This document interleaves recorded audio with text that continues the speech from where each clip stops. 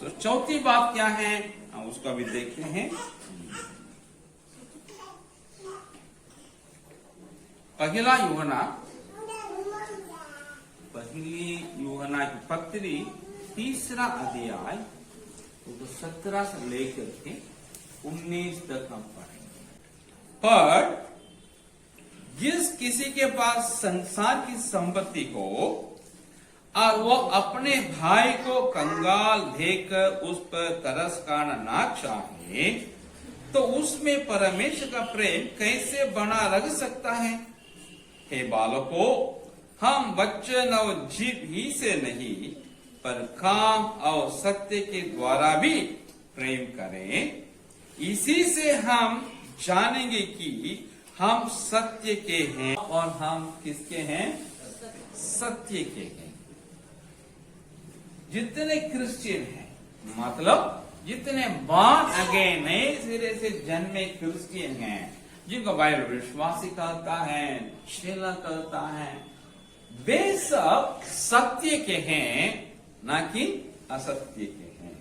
कैसे मालूम होगा कोई व्यक्ति सत्य के ही कि नहीं है? अपने भाई जो कंगाल है या कुछ जरूरतमंद पड़ा हुआ है देख लिए और उनको वो नीड को आवश्यक पूरा करने में हमारे पास ताकत है, तो हम देख करके क्या करना होगा, ना कि शब्दों से लेकिन अपने कामों से भी उसको क्या करें, प्यार करें। हमारे देश के इतना बड़ा बड़ा धनवान है, ढींग मारते हैं, दुनिया का बड़ा बड़ा धनवान हमारे ही भारत में है, लेकिन उन धनवान लोग क्या करते हैं अपने देश के लोगों के लिए, अपने धर्म के लोगों के लिए, अपने सग नागरिक के लिए कुछ नहीं करते। लेकिन क्रिश्चियन क्या करता है, जो उसके पास उसको दूसरों को जरूर देता है। तो आपसे मुझसे बाइबल ये बताती है, आपके मेरे भाई हो सकता है, हमारा सगा भाई हो या हमारे रिश्तेदार हो या हमारे अड़ोसी पड़ोसी हो या अन्य दूसरे विश्वासी हो, या अनजान भी व्यक्ति है, हमारा देश का व्यक्ति है, हमारा ही कौन है, भाई ही है। ये हमारी जिम्मेवारी है, उनको देख के लिए जरूरतमंद में हमारा बहुत ताकत है तो हम उनको कुछ हेल्प करें। इसी से ही मालूम होगा आप और हम सत्य के हैं कि नहीं। अगर हम बोलते हैं लेकिन करते नहीं है तो हम सत्य के नहीं है ना। याद रखें, आप और सत्य के हैं, इसे हम दिखा देंगे, दूसरों को दिखाने के लिए नहीं, लेकिन सत्य के हैं करके दिखाने से और भी लोग सत्य के हो जाएंगे। वे भी परमेश्वर को जानेंगे, वे की मसीहियत क्या है ये समझ लेंगे, तो वे भी सत्य के होने का पूरा पूरा संभावना है। आप ही हम ही सत्य के हैं, हमें नमकीन रहने पाए, हमें जो दे रहना पाए। अगर हम नमकीन छोड़ दें, हमें जो दे बुझ जाए, तो दुनिया कहां जाए नमकीन के लिए, दुनिया कहां जाए रोशनी के लिए। आप हम नमकीन रखें, ज्योति में बने रहे, अपनी ज्योति बुझने नहीं दे, और हम सत्य कहें, ये बात को यथासंभव हम प्रकट करता रहे। सबसे लास्ट आखिरी है रोमियो की पत्री 12वें अध्याय 3 से 5 तक हम पढ़ते हैं।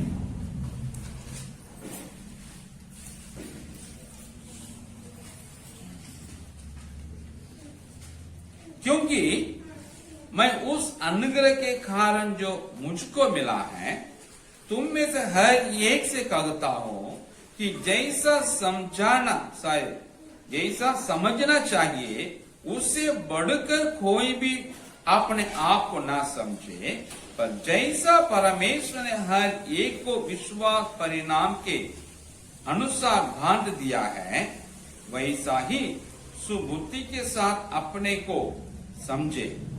क्योंकि जैसे हमारे एक देह में बहुत से अंग हैं और सब अंगों का एक ही सा काम नहीं, वैसा ही हम जो बहुत हैं मसीह में एक देह होकर आपस में एक दूसरे के हैं।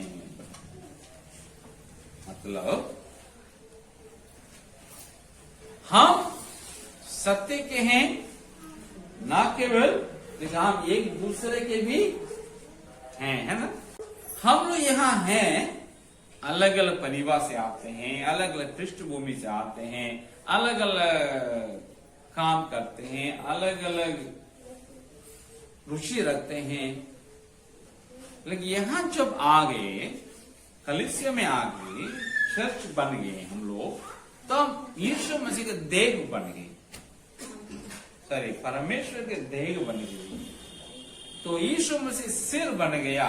ये जैसे ये देह में अलग अलग अंग हैं, बड़ा अंग भी है ना, छोटा अंग भी है, छोटी उंगली भी है। सो अलग अलग अंग होने के बावजूद हम मिल करके क्या हो गए, एक बॉडी, एक शरीर, एक देह हो गए। अब ये पैर को चोट हो गया, ये सारी ये हाथ में चोट हो गई, ये हाथ चुप रहेगा नहीं ना रहता है। हाथ तुम दाया बाया हो, हम दाया बोल सकते हैं, या पैर बोलेगा तुम यहाँ रहो, डॉक्टर पास जाने का हम चलेंगे नहीं, ऐसा बोलेगा तो कैसा होगा? कभी हमारा पैर बोलेगा? करता नहीं है। सो हर एक अंग एक दूसरे के होने के कारण तुरंत दूसरों के क्या करते हैं, मदद करते हैं। हम लोग भी यहाँ हैं, परमेश्वर के शरीर हैं, कलीसिया हैं, अलग अलग होने के बावजूद भी मिलकर के एक कलीसिया है। यहाँ हम लोग अपना ही नहीं, कलीसिया में आकर के हम स्वार्थ नहीं रख सकते हैं। स्वार्थ का पूर्ण विराम कहाँ लगता है? चर्च में ही लगता है। स्वार्थी लोग यहाँ आते हैं, यहाँ आकर के नीच स्वार्थ बन करके चले जाते हैं। यही तो चर्च में होती है, यही तो बाइबल करती है। बाइबल किसी को धर्मांतरण कहाँ करता है?